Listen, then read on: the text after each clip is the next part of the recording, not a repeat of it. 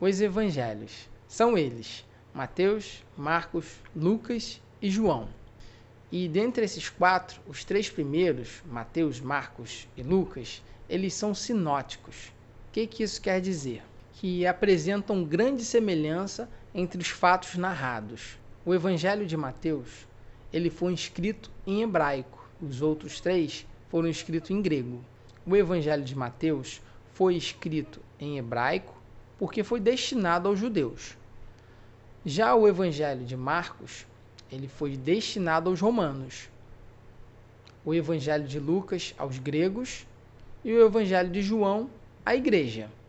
Jesus é representado de uma forma em cada evangelho. No Evangelho de Mateus, ele é representado como um rei. No Evangelho de Marcos, ele é representado como servo fiel. No Evangelho de Lucas, ele é representado como um homem perfeito. E já no Evangelho de João, ele é representado como o Filho de Deus, o homem divino. Em Apocalipse 4, dos versículos de 6 a 8, João teve uma visão, e ao redor do trono haviam 4 seres viventes. Lá no versículo 7, diz assim: o primeiro ser parecia um leão, o segundo parecia um boi, o terceiro tinha rosto como de homem, o quarto parecia uma águia em voo. E esses seres viventes, eles eram cobertos de olhos, tanto na frente como atrás. E justamente esses 4 seres viventes fazem menção aos 4 evangelhos. Então, esse ser vivente, com cabeça de leão, é simplesmente a representatividade do Evangelho de Mateus, que Jesus é representado como um rei.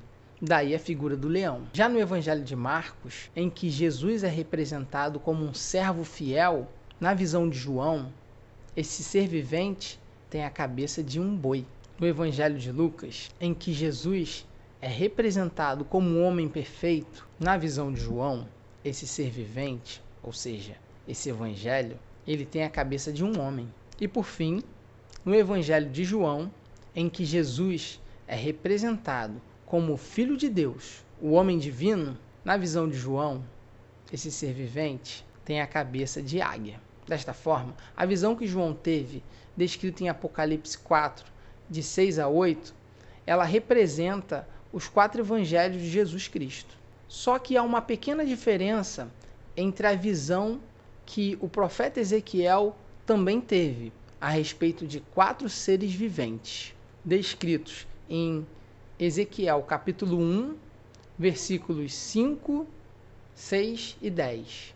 E na visão de Ezequiel, esses 4 seres possuíam 4 rostos cada um, que são os mesmos, as mesmas figuras que João também viu, que é o leão, o boi, o homem e a águia. Desta forma, a visão de Ezequiel representa a universalidade dos 4 evangelhos. Em suma, o evangelho de Jesus é a boa notícia de Deus ao mundo.